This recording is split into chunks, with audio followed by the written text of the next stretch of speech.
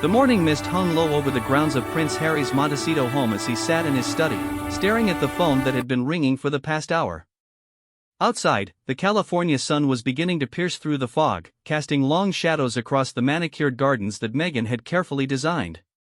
But Harry's mind wasn't on the peaceful surroundings. It was on the conversation he'd had with his father just 3 days ago. The call from King Charles had been brief, formal, and devastating. After months of speculation about Harry's place in the royal family, the king had made his decision clear. There would be no reconciliation. No path back to the fold. The door, which Harry had hoped might remain slightly ajar, had been firmly closed. "Your choice to speak publicly about private family matters has consequences," his father had said, his voice carrying that familiar tone of disappointment that had haunted Harry since childhood. The monarchy must protect itself. Now, as Harry held Anderson Cooper's business card between his fingers, he felt the weight of those words.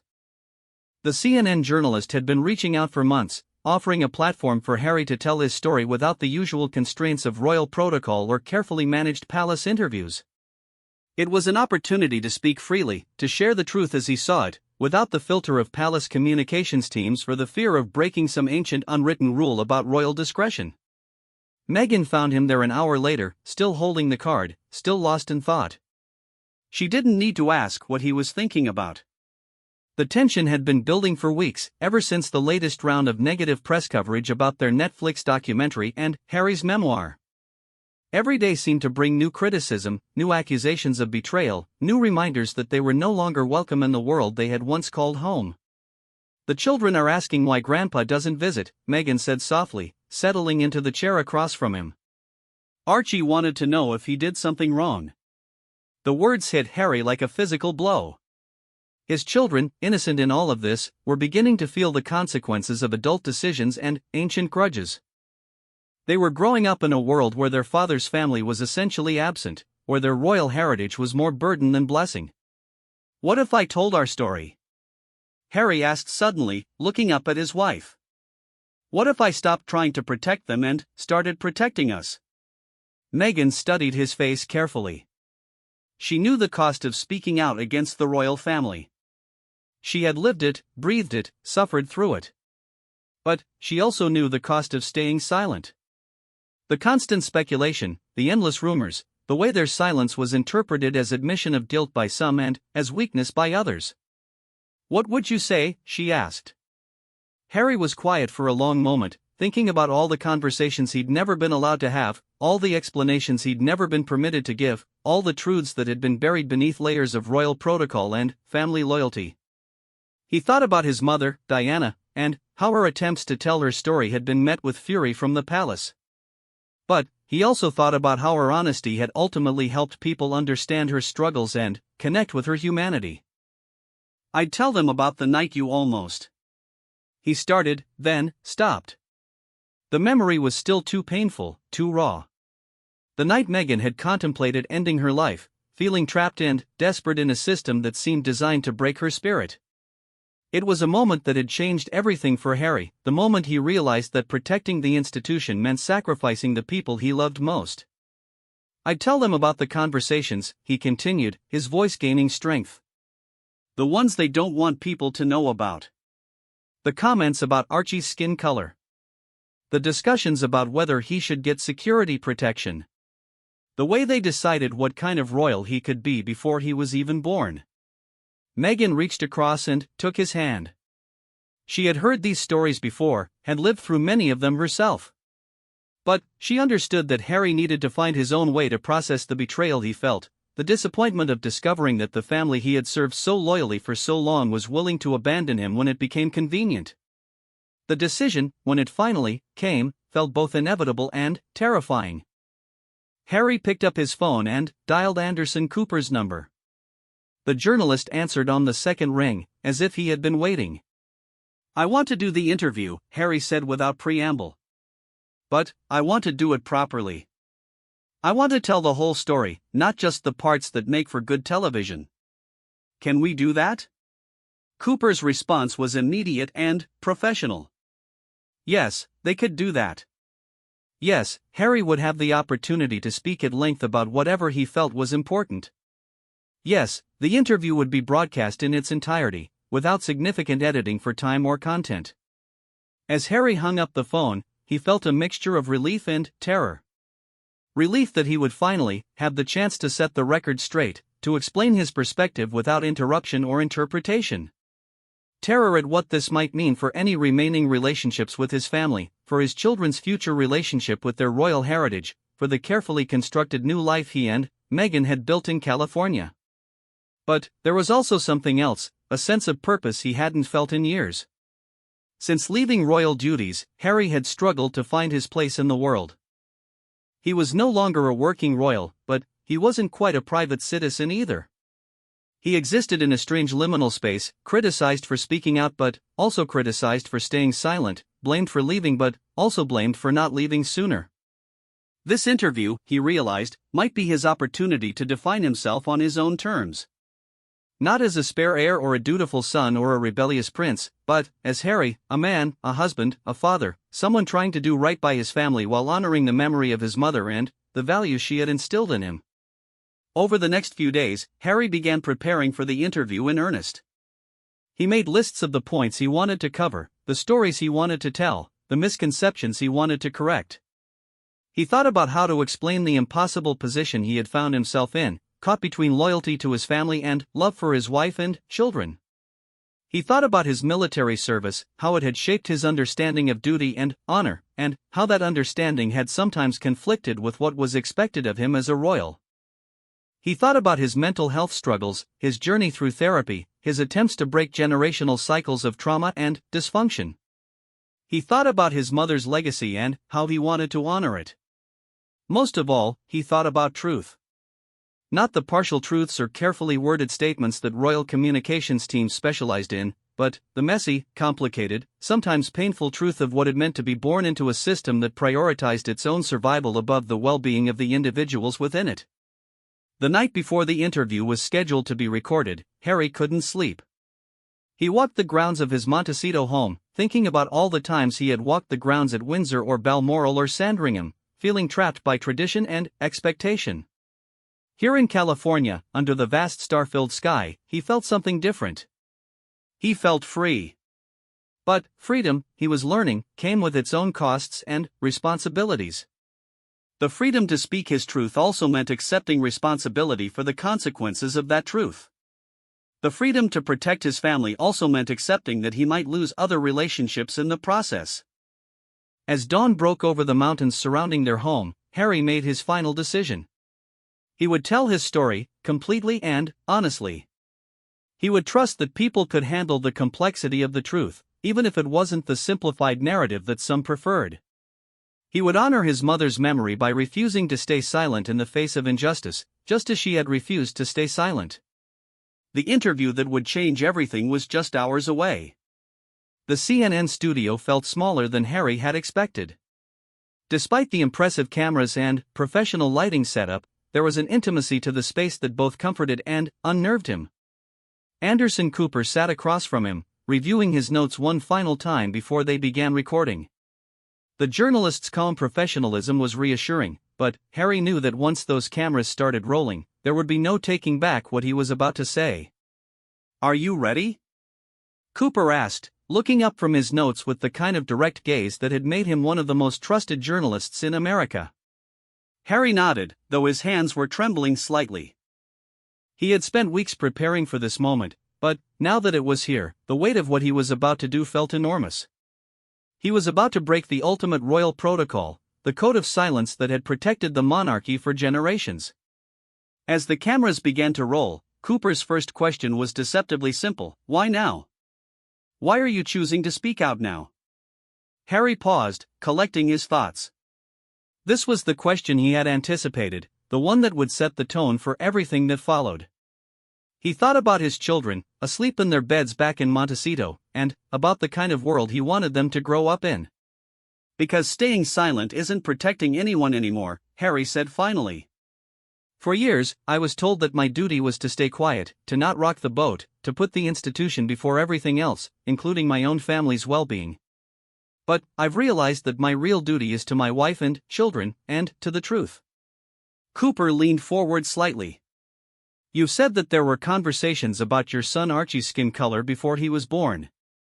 Can you tell us about those conversations?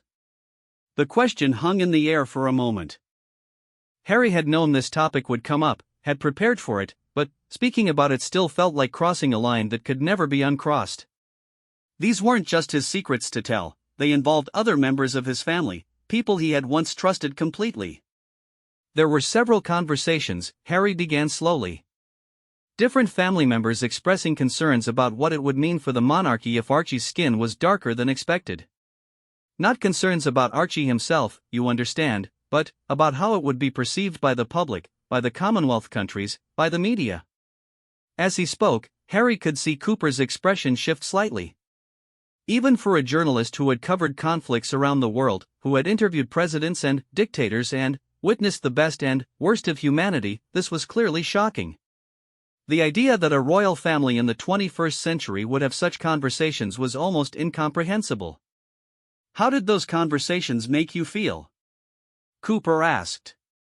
Harry was quiet for a long moment, remembering the sick feeling in his stomach when he first heard these concerns expressed. The way his family members spoke about it so casually, as if discussing the weather or the weekend's plans. The realization that his unborn child was already being judged and categorized based on his race. Angry, Harry said simply. And heartbroken. This was my child they were talking about. My son. And they were worried about how his appearance might affect their image. Cooper pressed further. Did anyone ever express these concerns directly to Meghan? Not directly, no, Harry replied. But the message was clear. Archie wouldn't receive the same treatment as other royal grandchildren. He wouldn't get a title, he wouldn't get security protection, and there were questions about what kind of role he could play in the family going forward. The interview continued for hours, with Cooper methodically working through the various controversies and conflicts that had led to Harry and Meghan's decision to leave royal duties. Harry spoke about the constant media scrutiny, the way palace staff seemed to leak negative stories about Meghan while protecting other family members from similar coverage. There's a whole system in place, Harry explained. Palace communications teams that work to protect some members of the family while throwing others under the bus. I watched it happen to my mother, and I swore I wouldn't let it happen to my wife. When Cooper asked about Diana, Harry's composure wavered for the first time. His mother's death had shaped every major decision of his life, and her memory was never far from his thoughts, especially during moments like this when he felt most alone. My mother tried to tell her story, Harry said, his voice thick with emotion. She did the Panorama interview because she felt she had no other choice. She was being destroyed by the system, and she needed people to understand what was really happening. I understand now why she felt she had to do that. Do you see parallels between what happened to her and what happened to Meghan? Harry nodded slowly. The same patterns, the same tactics. The isolation, the character assassination, the way the press was turned against her. The only difference is that I was old enough this time to recognize what was happening and try to stop it. Cooper shifted the conversation to Harry's relationship with his father and brother, the two people who had been closest to him throughout his life.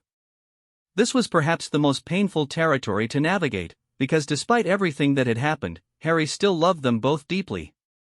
My father and I have a complicated relationship, Harry admitted. He's a good man, but he's also a king now, and those two roles sometimes conflict. The institution requires certain sacrifices, and I understand that he feels he has to make them. I just wish those sacrifices didn't include his grandchildren.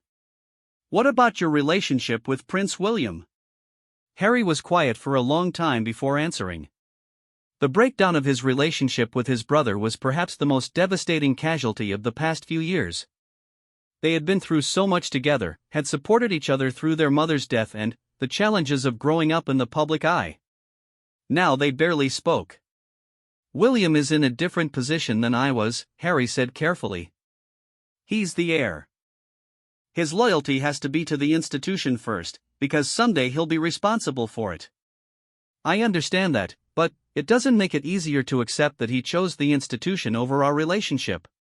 Cooper asked about specific incidents, moments when Harry felt his family had failed to support him and Meghan.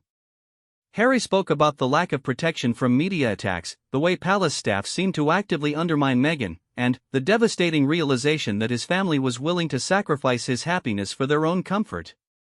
There was a moment, Harry said, when I realized that they would rather have me be miserable and present than happy and absent. That's when I knew we had to leave. The conversation turned to Meghan's mental health struggles, another topic that Harry approached with obvious pain.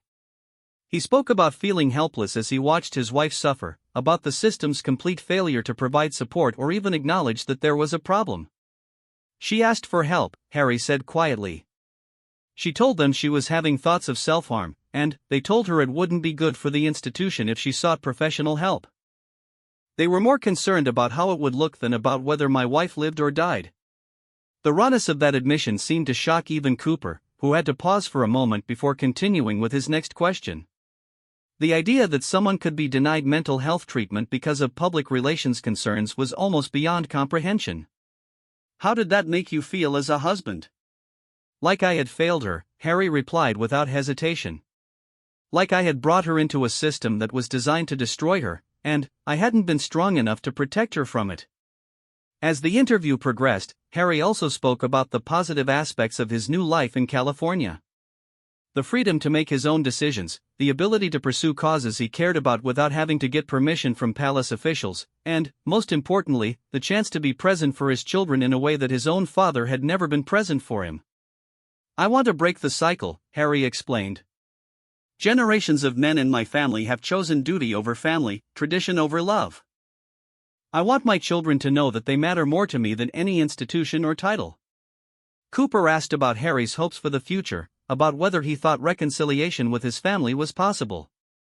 Harry's answer was honest but heartbreaking in its uncertainty. I hope so, he said. I love my family, despite everything. But trust, once broken, is very hard to rebuild. They would have to acknowledge that mistakes were made, that Meghan was treated unfairly, that our children deserve better. I'm not sure they're capable of that level of honesty. The interview concluded with Cooper asking Harry what he wanted people to understand after hearing his story. Harry thought for a moment before answering, knowing that these words would be scrutinized and analyzed for years to come. I want people to understand that sometimes doing the right thing means disappointing the people you love, he said. I want them to understand that speaking truth to power is never easy, but it's sometimes necessary.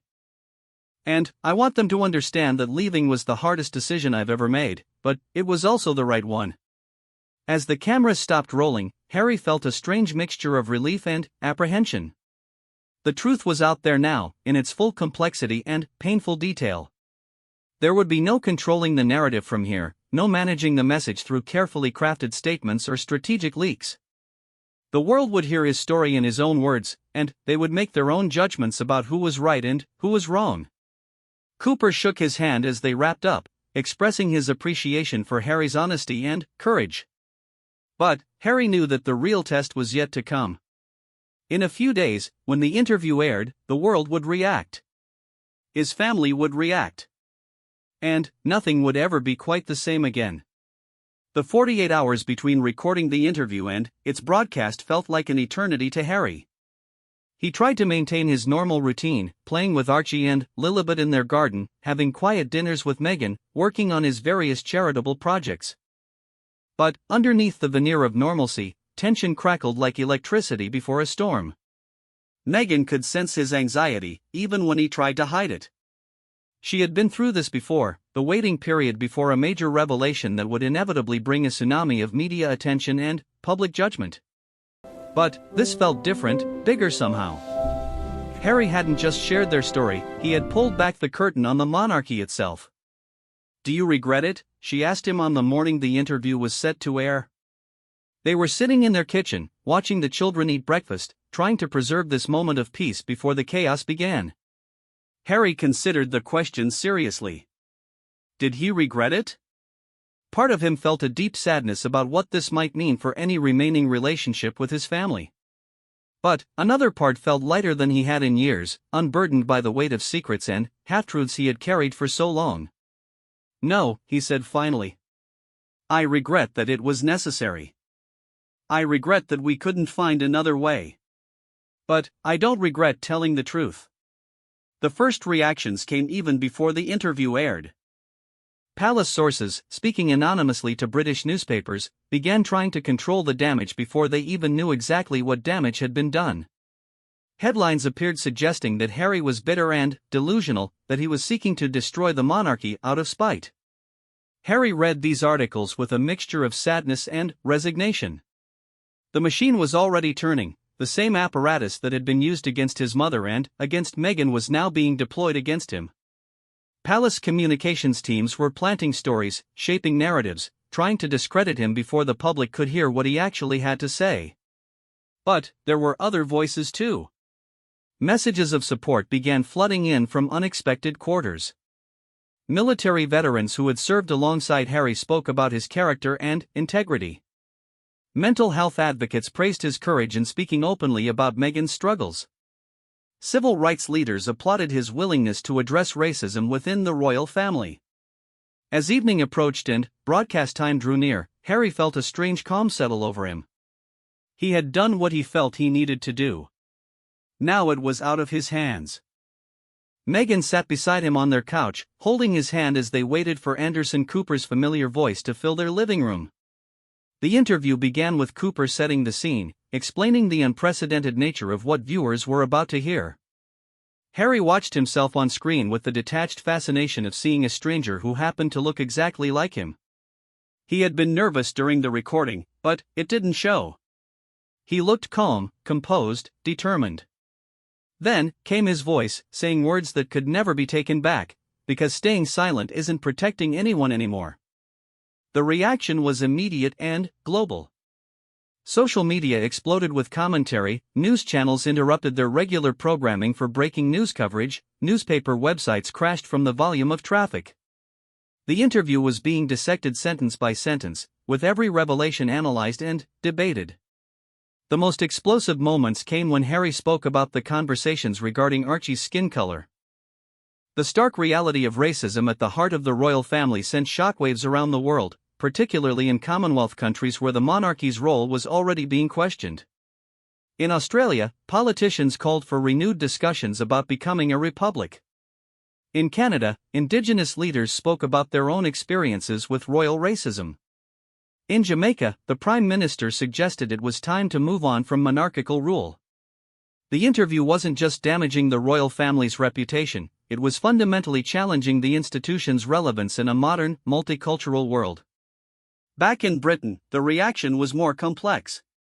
Some rushed to defend the monarchy, dismissing Harry's claims as the bitter complaints of a disgruntled ex-royal. But others, particularly younger Britons and those from ethnic minority backgrounds, saw Harry's words as validation of what they had long suspected about the institution's attitude toward diversity and inclusion. The most painful reactions, for Harry, came from his own family. Within hours of the interview airing, Buckingham Palace released a brief statement. The issues raised, particularly that of race, are concerning. Whilst some recollections may vary, they are taken very seriously and will be addressed by the family privately. Harry stared at that statement for a long time, particularly the phrase recollections may vary. It was diplomatic language that essentially called him a liar without saying so directly. After everything he had shared, after all the pain and honesty he had put on display, his family's response was to question his memory and his truthfulness. "They're not even going to acknowledge that any of it might be true," he said to Meghan, his voice heavy with disappointment. "What did you expect?" she replied gently. "Admitting any of it would be admitting that the institution is flawed, that it allowed terrible things to happen. They can't do that." The statement was followed by strategic leaks to friendly journalists, painting Harry as unstable and unreliable, suggesting that his mental health struggles had clouded his judgment about family interactions. The same tactics that had been used against Diana were now being deployed against her son. But Harry had expected this. What he hadn't expected was the silence from William and Charles. No personal messages, no private calls, no attempt to reach out and discuss what had been said. The silence was perhaps more hurtful than any public rebuke could have been. The media coverage continued for weeks, with every aspect of Harry's revelations being examined and re-examined. Royal experts appeared on television to debate whether his claims could be true, whether they mattered if they were true, and what this meant for the future of the monarchy. Some of the coverage was sympathetic, recognizing the courage it took to speak out against such a powerful institution. Documentaries appeared exploring the history of racism in the British royal family, contextualizing Harry's revelations within a broader pattern of behavior dating back centuries. But other coverage was brutal, painting Harry as a traitor to his family and his country. Death threats began arriving at his Montecito home. Security had to be increased. Meghan stopped leaving the house for several days, fearful of the photographers who seemed to be everywhere, trying to capture images of the woman who had supposedly destroyed the royal family. The children were largely protected from the chaos, but Harry worried about the long-term impact on them. Would Archie and Lilibet grow up feeling ashamed of their father's choices? Would they understand why he had felt compelled to speak out, or would they simply see the damage and division that followed? Meanwhile, the interview continued to have real-world consequences beyond media coverage. Commonwealth countries began seriously discussing their constitutional relationships with Britain. Opinion polls showed declining support for the monarchy, particularly among younger generations. The institution that Harry had been raised to protect and serve was facing an existential crisis partly of his making. There were personal consequences too. Friends who had remained neutral during Harry and Meghan's departure from royal duties were now forced to choose sides. Some longtime companions stopped returning calls, unable to reconcile their loyalty to the crown with their affection for Harry. Others reached out with messages of support, telling Harry privately that they admired his courage even if they couldn't say so publicly. The military community where Harry had found so much purpose and identity was particularly divided. Some veterans felt betrayed by his decision to air private grievances so publicly. Others applauded his willingness to speak truth to power, seeing parallels with their own struggles against institutional failures and cover-ups. As the initial media frenzy began to die down, Harry reflected on what he had accomplished and what he had lost. The truth was out there now, in all its messy complexity. People knew what had really happened behind the palace walls, why he and Meghan had really left, why they had felt they had no choice but to speak out. But the cost had been enormous. Any hope of reconciliation with his family seemed more distant than ever. His children would grow up without knowing their royal grandfather or their uncle. The country of his birth felt increasingly hostile to his very existence. Yet there was also something liberating about it all. For the first time in his adult life, Harry was living entirely on his own terms. He wasn't constrained by royal protocol or family expectations or institutional demands. He could pursue the causes he cared about, speak his mind freely, and prioritize his immediate family above all else. The interview had been a watershed moment, not just for Harry but for the monarchy itself. The institution that had survived 2 world wars, multiple scandals, and changing social attitudes was now facing questions about its fundamental purpose and relevance. Harry's words had crystallized doubts that many people had been harboring for years about whether an hereditary monarchy had any place in a modern democratic society. As he tucked his children into bed one evening, several weeks after the interview aired, Archie asked him a simple question: "Daddy, why don't we see Grandpa Charles anymore?" Harry struggled to find words that a 4-year-old could understand. How do you explain institutional loyalty and family betrayal to a child? How do you justify choosing truth over harmony, courage over comfort? Sometimes grown-ups disagree about important things, Harry said finally. Daddy wanted to make sure that you and Lilibet are safe and happy, and sometimes that means making difficult choices. Archie seemed satisfied with this explanation, but Harry knew that as his children grew older, the questions would become harder and the answers more complex. They would inherit the consequences of his decision to speak out, just as he had inherited the consequences of his mother's choices and his grandmother's reign. The storm that had broken with the interview's broadcast was far from over. In fact, Harry was beginning to realize that it might never truly end. He had chosen to step outside the protective bubble of royal privilege and into the harsh light of public scrutiny. There was no going back from that choice, only forward into whatever came next. 3 months after the interview aired, Harry found himself in a place he never could have imagined, testifying before a parliamentary committee investigating media practices and royal family relationships. The interview had set off a chain reaction that had grown far beyond his original intentions, and now he sat in a wood-paneled room in Westminster, facing elected officials who held the power to fundamentally change the constitutional structure of the United Kingdom. The journey to this moment had been surreal.